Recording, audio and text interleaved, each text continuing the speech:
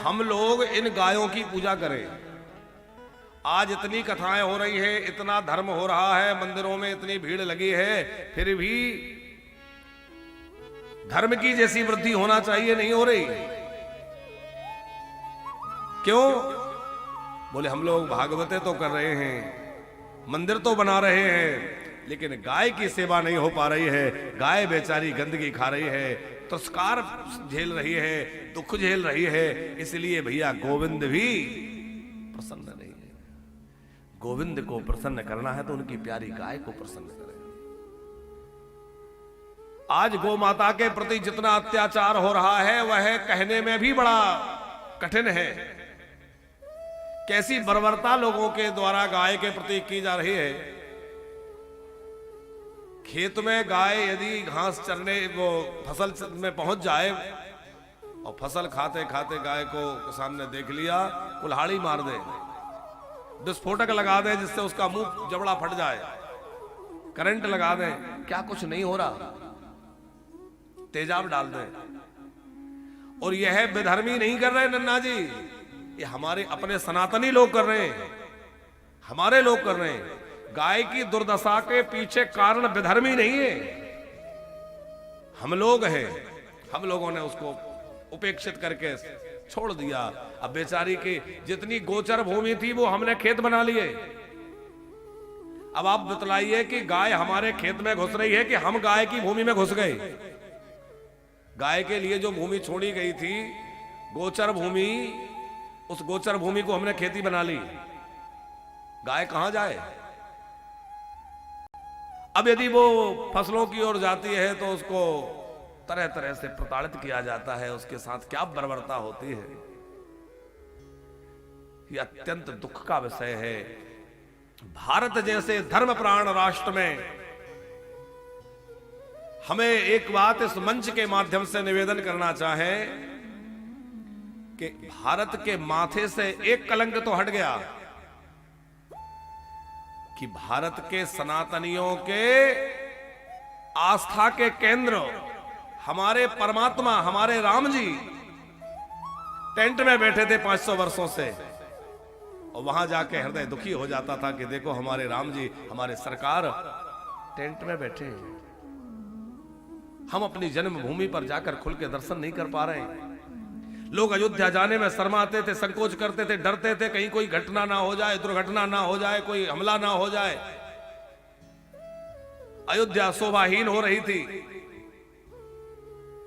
लेकिन भगवत कृपा भई, संतों की साधना सफल हुई, हमारे त्यागी बलिदानी पुरुषों का बलिदान सार्थक हुआ और हमारे भारत का वह कलंक दूर हुआ और भारत का स्वाभिमान जागा और अयोध्या में जन्मभूमि पर हमारे रामलला विराजमान हुए, जिससे सारे विश्व में सनातन का गौरव बढ़ गया। तो एक तो यह बहुत ऐतिहासिक कार्य हो गया। अब दूसरा कार्य और हो जाए कि भगवान ऐसी सद्बुद्धि राजनेताओं को, सत्ताधीशों को और सबको प्रदान करे कि गाय को जो है राष्ट्र माता घोषित करके गो रक्षा के लिए कठोर कानून बने कि गो माता के लिए ऐसा कानून बने कि जो गाय के ऊपर अत्याचार करने वाले हैं वो कांप जाएं और गो माता का वास्तविक रूप में संरक्षण हो सके। ये गौशालाएं बना लेना गाय की रक्षा के लिए बहुत बड़ा विकल्प नहीं है। गौशाला बनाने से गाय नहीं बच जाएगी, ये तो एक मजबूरी की व्यवस्था है। गाय की रक्षा तो तभी होगी जब सरकार एक तो कठोर कानून बनावे, गाय को राष्ट्र माता घोषित करे और जन जन के अंदर गौ माता के प्रति श्रद्धा का भाव हो, समाज में गाय की उपयोगिता सिद्ध हो और वैज्ञानिक तरीके से हम लोग इस बात को माने और स्वीकार हमारी पीढ़ियां करें कि गाय के गब्यों में कितना सामर्थ्य है। हम लोग दूध के नाम पे जहर पीने को तो तैयार हैं, पर उस अमृत से वंचित हैं। जो गौ माता हमें अमृत प्रदान कर रही है, उस अमृत का लाभ नहीं ले पा रहे हैं। हम अपने नौनिहालों को दूध के नाम पर जहर तो पिलाने को तैयार हैं, पर गाय की सेवा करने तैयार नहीं है, गाय की रक्षा करने तैयार नहीं है। और भैया यदि गाय की रक्षा नहीं करेंगे तो बीमारियों से, रोगों से हमें कौन बचा सकेगा। वृंदावन में कोई स्थान में सभा हो रही थी और वहां किसी ने कहा कि गाय आवारा है, गाय जो है आवारा घूम रही है, ऐसा बोल दिया। तो वहां रमण रेती वाले महाराज जी, पूज्य महाराज श्री जी ने कहा था कि गौ माता हमारी माँ है और माँ आवारा नहीं होती, आवारा तो हम लोग हो गए हैं जो गाय को सड़कों पे छोड़ दिया है। माँ को छोड़ने वाला बेटा आवारा है कि गाय आवारा है। एक बार पूज्य मलुकपीठ वाले महाराज जी ने एक बात कही थी, वो तो हमेशा ही गौ सेवा के लिए पूरी तरह समर्पित रहते हैं। पूज्य महाराज श्री जी का एक वाक्य हम आपके मध्य में रखें। उनसे किसी ने कहा कि इतनी गौशालाओं की बात आप करते हैं और गौशाला बनवा रहे हैं, इससे अच्छा है कि कुछ हॉस्पिटल बनाएं।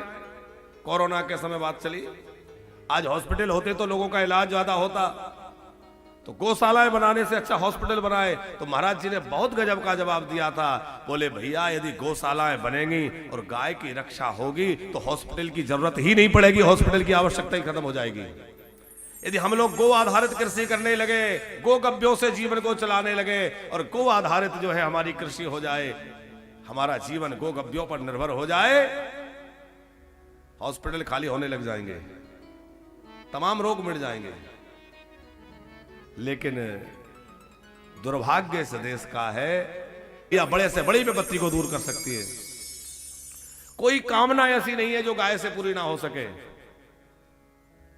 अरे गौ माता को आपने घास भी डाल दिया तो मानो आपने सविधि अश्वमेध आदि यज्ञ कर लिए, क्योंकि गाय के अंदर देवता है। अग्नि में हम देवताओं के लिए होम करते हैं, तो अग्नि के द्वारा भी देवताओं को हव्य प्रदान किया जाता है। और यदि आपने प्रेम पूर्वक गाय को भोजन करा दिया तो साहब आपने बड़े बड़े यज्ञ संपन्न कर लिए। आपके गाय को चारा डालने से यज्ञ संपन्न हो गया। आप नित्य घर में अग्निहोत्र करें, बहुत अच्छा है, करना चाहिए, उसकी अपनी उपयोगिता है। लेकिन यदि घर में आप नित्य अग्निहोत्र नहीं कर पा रहे तो आप नित्य प्रति जो है गाय के लिए रोटी निकालिए और गाय को रोटी खिलाइए, तो गाय के मुख में वो रोटी जाएगी, आपका अग्निहोत्र, आपका यज्ञ संपन्न हो जाएगा साहब। आप नित्य प्रति अपने पितरों के लिए श्राद्ध नहीं कर सकते, नित्य श्राद्ध का विधान शास्त्रों में है। नित्य श्राद्ध कोई कर सके तो बहुत अच्छा है, मान लीजिए नहीं कर पा रहे हैं तो आप नित्य गाय को रोटी देंगे तो आपके पितृ प्रसन्न हो जाएंगे, आपके पितृ तृप्त हो जाएंगे, आपका श्राद्ध संपन्न हो जाएगा।